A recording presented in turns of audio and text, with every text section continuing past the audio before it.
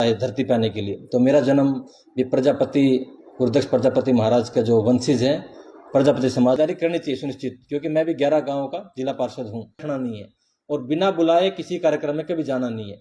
उससे आपकी आत्मा 15-20 मिनट तक वहां खड़ा रहा है धूप के अंदर। तो फिर पुलिस वालों ने ऊपर सूचना दी मंच पे भी कोई बाबा खड़ा है, आपको किसने बुलाया? सीधा उन्होंने बोला कि जो थाने बुलाए कौन थे, क्या खतरा आया हो तो जो थारा नाम ही कौन। तो जन्म भी गुरुदक्ष प्रजापति समाज में हुआ है। तो बोला तो क्या करी, तो तेरा नाम कौन तो लिस्ट में, मैं करूंगा क्या? मुझे कुछ नहीं करना, मेरा तो एक वोट है। करेगी तो जनता, मैं जनता को बताऊंगा कि आपने मेरे साथ ये मिसबिहेव किया है। वो जितना सम्मान आप मुझे यहाँ दे रहे हैं मैं उतना सम्मान आपको, उससे कई गुना ज्यादा सम्मान उन कामों में आपको दूंगा मैं। जय गौ माता, जय गोपाल। आप सभी पत्रकार छायाकार बंधु यहाँ पधारे हैं, मैं आपका तहे दिल की गहराइयों से धन्यवाद अदा करता हूँ। बाबा जी, एक मैसेज व्हाट्सएप पे और सोशल मीडिया पे वायरल हो रहा है आपके नाम से, उसमें कितनी सच्चाई है बाबा जी?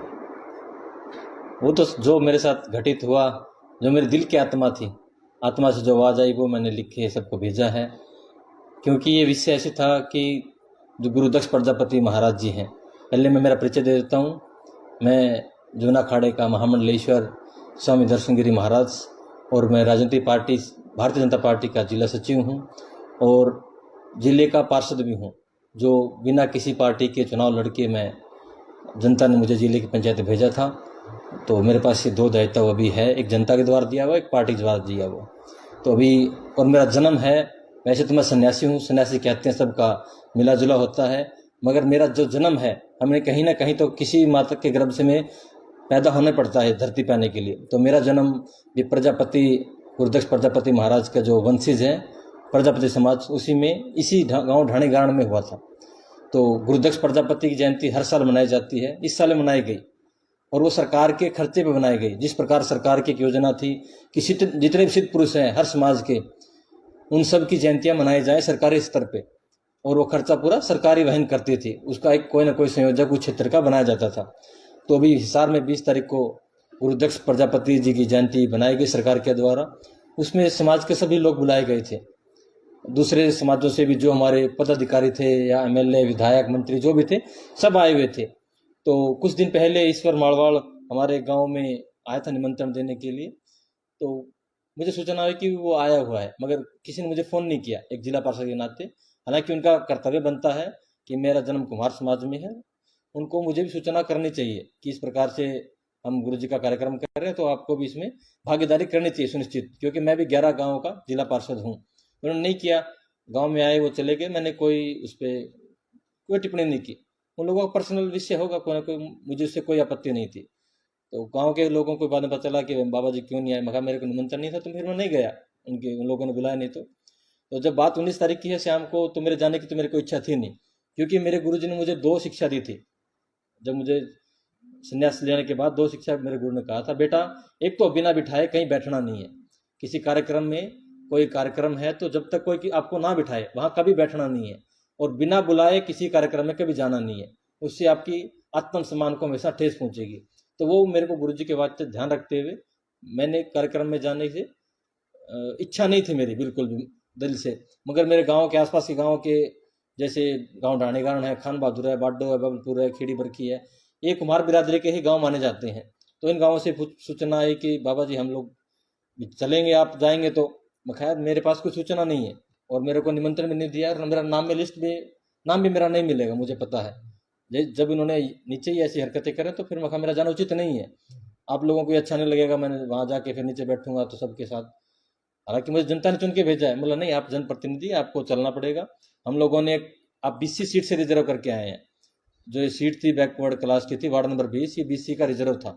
उसी सीट की मैं जीत के आया हूँ कि हम लोगों ने यहाँ पे विश्वास करके आपको आगे बढ़ाया जिले की पंचायत तक। अगर आप अभी कुम्हारों के प्रोग्राम में नहीं जाएंगे तो फिर आप कब जाएंगे?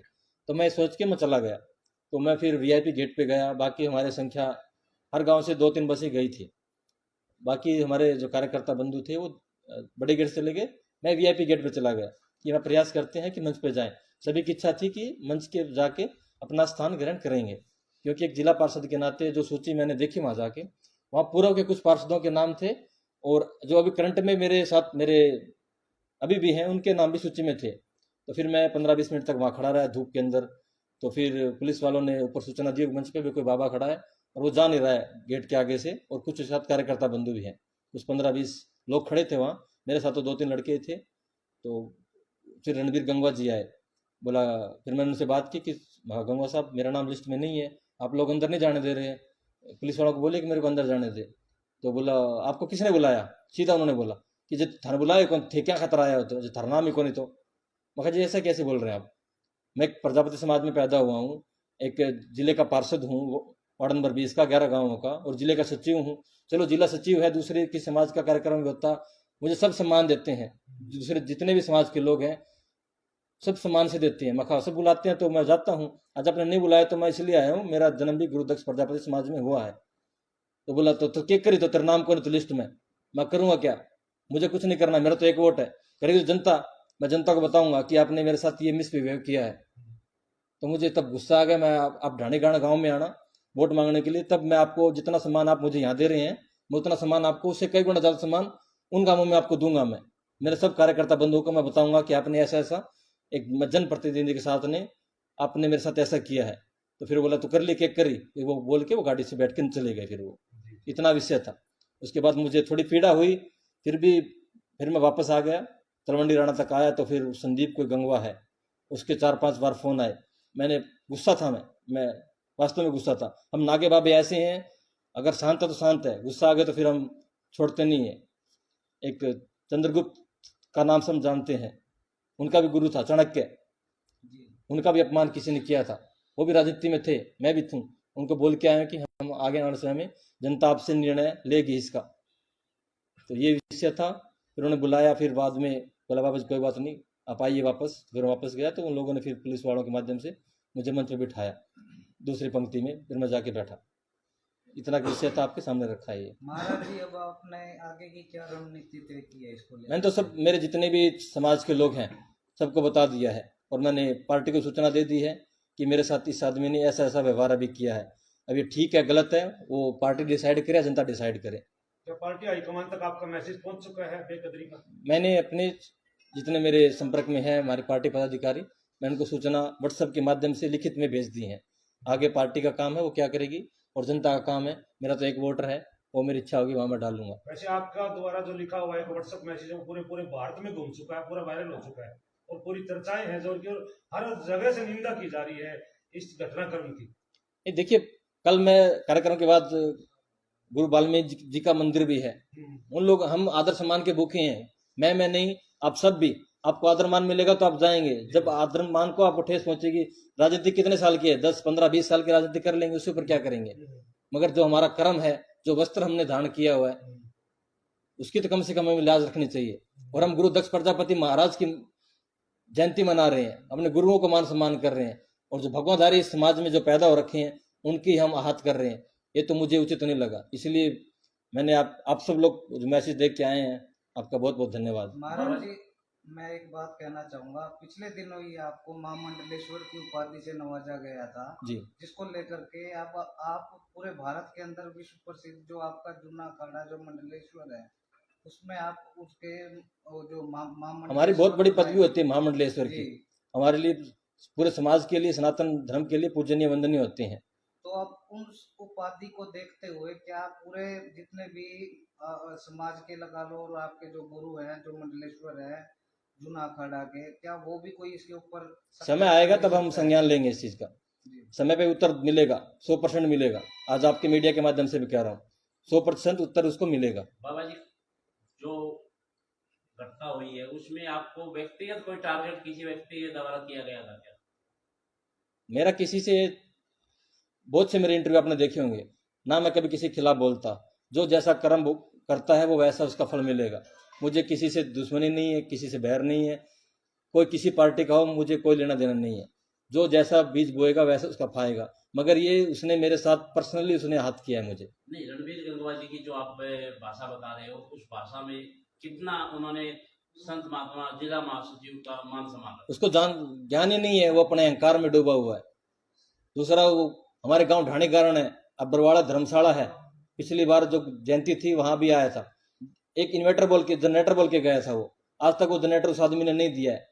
अब जाके उसकी भी आप तथ्य की जानकारी कुमार धर्मशाला बरवाड़ा में जाके पता कर सकते हैं। गांव ढाणीगारण में एक धर्मशाला बन रही है, करीब 4.5-5 साल पहले 11 लाख बोल के गया था, आज तक नहीं दिए। इतने झूठे फरेबी लोग हैं ये, और भी इन पे पता नहीं क्या क्या लांछन लगे हुए हैं। मैं अपनी जुबान से किसी की बुराई नहीं करना चाहता।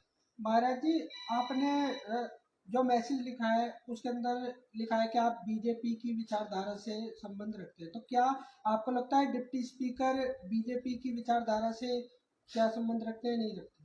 ये तो दल बदलू लोग हैं जी, जहां इनका पलड़ा भारी दिखता है वो उसी पार्टी में चले जाते हैं। हम तो सनातन से जुड़े हुए हैं और हिंदूवादी हम हमारी सनातन पद्धति उससे जुड़े हुए हैं। उसके लिए हमारे लिए जो हमें करना पड़ेगा हम करेंगे। बाबा जी, आप क्या इशारा करना चाहते हो? क्या रणवीर गंगवा जी पार्टी बदल सकते हैं? वो मुझे जानकारी नहीं है, वो उनका व्यक्तिगत काम है, उसके विषय में मैं क्या कह सकता हूँ। और वो ऐसे दल बदलू लोग हैं, पहले किसी दूसरी पार्टी में थे, फिर इनेलो में थे, फिर बीजेपी में आ गए, कल को क्या पता कौन सी पार्टी में चला जाए, वो उनका विषय है। और मेंढक जहाँ बारिश होती है वहाँ कूदते रहते हैं, उनका कोई ठिकाना नहीं होता।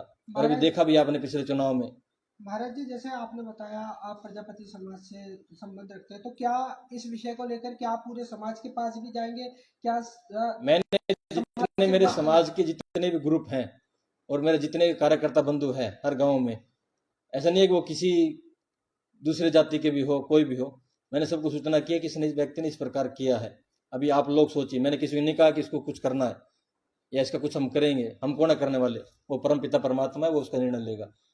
महाराज जी, इसके पीछे आप मुख्य कारण क्या मानते हैं? क्या जिस प्रकार से आपका जो बीजेपी में वो तो आप उस व्यक्ति से जाके आप पूछिए कि मैंने उसका कभी बुरा किया है, ईश्वर माड़वाड़ को और जो रणवीर गंगवा जी हैं उन दोनों को, कि बाबा जी ने आपके प्रति कभी कोई कटु शब्द बोले हैं, कभी किसी की निंदा की है? जब मैंने किसी को कुछ कहा नहीं है, कुछ बोला नहीं है, तो वो तो उन लोगों के अंदर में कोई भ्रम है या भ्रम है या कोई डर है या कोई कुछ उनको और चिंता हो रखी है किस प्रकार की, तो आप उन लोगों से वो मिलिए, उन लोगों से पूछिए। ईश्वर मालवाल और रणवीर गंगवा जी का क्या संबंध है जो दोनों अक्सर इकट्ठे रहते हैं? कोई मित्रता होगी उन दोनों की, जैसी जिसकी संगति होगी वैसे उसके ऊपर असर पड़ेगा। क्योंकि आपके इस जो घटनाक्रम उसमें भी ईश्वर मालवाल जी का साथ है। हाँ, तो वो दोनों एक ही बात है, उसमें कोई तीसरी बात नहीं है। जी जी, एक ही थाली के चट्टे बट्टे हैं दोनों। तो अभी चुनाव आने वाले हैं, चुनाव को लेकर अभी जनता में जैसे ये संदेश जाएगा, उधर जो रणवीर गंगवा जी भी किसी चुनाव लड़ने की तैयारी में है और शायद मालवाल जी के भी मन में कहीं से चुनाव लड़ने की तैयारी है, तो क्या असर पड़ेगा? सभी स्वतंत्र है चुनाव लड़ने के लिए। मैं भी बरवाड़ा से तैयारी कर रहा हूँ, और क्या पता उनको वही डर हो कि बाबा बरवाड़ा से तैयारी कर रहा है। वो पार्टी हाईकमान का निर्णय होता है। हम बीजेपी कार्यकर्ता है, आपने देखा भी होगा, पार्टी अपने हिसाब से टिकट देती किसी को, मेरे कहने या मेरे ना कहने से किसी की टिकट नहीं कटने वाली, नहीं मिलने वाली है। तो मगर एक जो सभ्यता है, शिष्टाचार है, सम्मान है, एक दूसरे के परस्पर वार्तालाप है, वो एक व्यक्ति के अंदर होना चाहिए। किसी की पार्टी, वो हमारी हाईकमान का निर्णय, किसको क्या करेगी वो मेरा निर्णय नहीं है, वो जनता डिसाइड करेगी। अभी टिकट देने के बाद भी वो जनता डिसाइड करती है किसको चुनना है किसको नहीं चुनना है।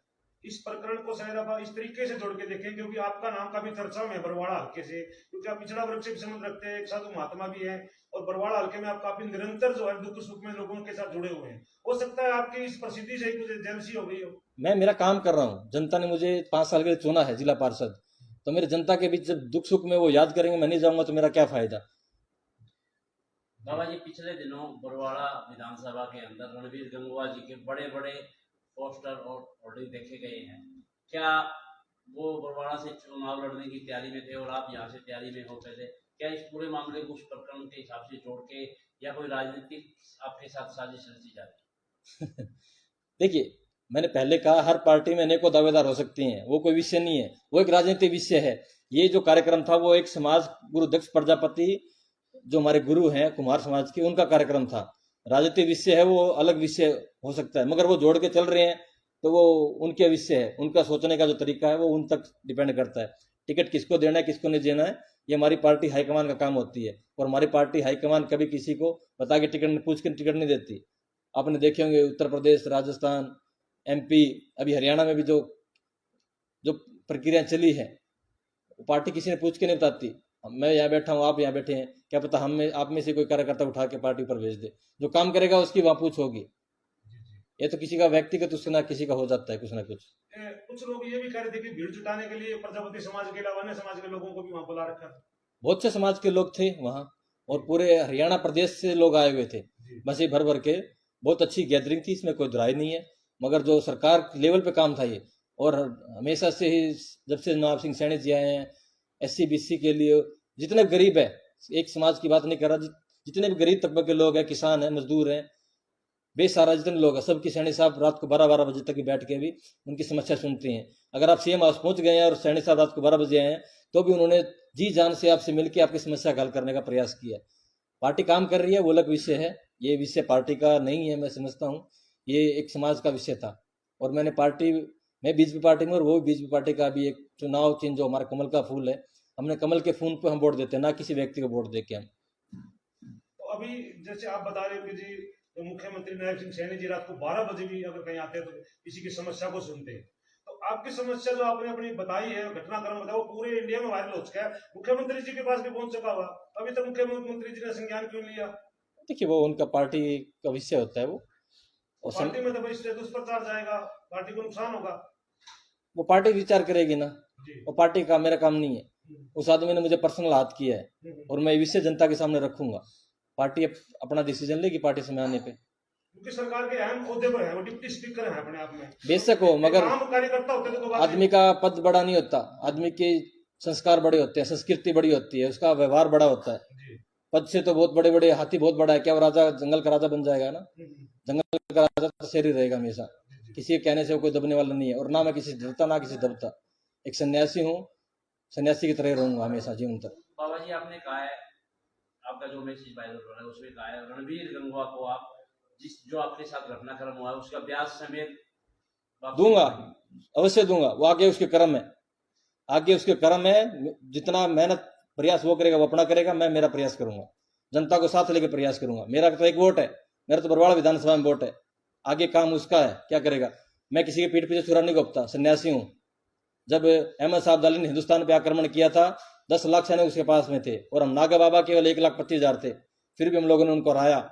हम सत्य के साथ खड़े हैं, और मैं किसी के पीठ पीछे चूरा नहीं, दोबारा बोल रहा हूँ। मैं अगले को कह के उसके ऊपर वार करता हूँ, और वार नहीं है, इसने मेरे ऊपर आघात किया है, इस वस्त्र के ऊपर आघात किया है, हमारी बेइज्जती की है उसने, उसका बेइज्जती का फल तो उसको मिलेगा, और अभी जल्द ही मिलेगा उसको। क्या एक महामंडलेश्वर को पूर्ण तरीके से बात करना उनको शोभा देता है? उसको पता ही नहीं है ना क्या होती है? उनको इतना पता होता शिष्टाचार होती उनके अंदर, तो जब कहीं जाते हैं मंदिरों में तो वो सन्यासियों में पैर छूते हैं, भगवान को पूजा करते हैं, और जब हम राजनीति में आ जाते हैं तब उनको चुभने लग जाते हैं। क्यों? ऐसा हमको अधिकार नहीं है किसी काम सेवा करने के लिए, उन्होंने बिजनेस बना लिया अपना। उनसे जाके आप पूछिए, जैसे दूसरे सरकारों का पक्ष विपक्ष का काम होता है, कितने पैसे उसके पास, कहाँ, इतने पेट्रोल पंप कहाँ से आए उसके पास, क्या इनकम है उसके पास में, 17 पेट्रोल पंप है उसके पास, कहाँ से पैसा आया उसके पास? सब जनता का पैसा लूट के रखा है। और जब हम जैसे सच्चे सन्यासी जो निस्वार्थ भाव से जनता की सेवा में आए तो उनको चुभेंगे।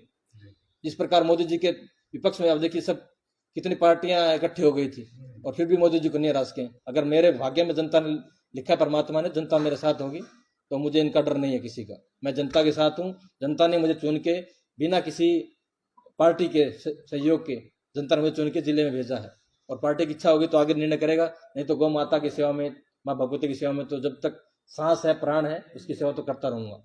आप विधानसभा चुनाव की तैयारी को लेकर जब आप गांव-गांव में जाएंगे पार्टी का प्रचार करने के लिए, तो आप उस दौरान भी सुना है कि उसका रणवीर गंगवा जी जो डिप्टी स्पीकर है, जिन्होंने आपके साथ बेकदरी की है, उनका पूरा कच्चा चिट्ठा भी खोलेंगे पब्लिक के सामने अपने संबोधन के दौरान? समय आएगा तो सब कुछ होगा जी। समय का इंतजार कर रहे हैं हम भी, जब समय आएगा तो विचार करेंगे उस पर भी।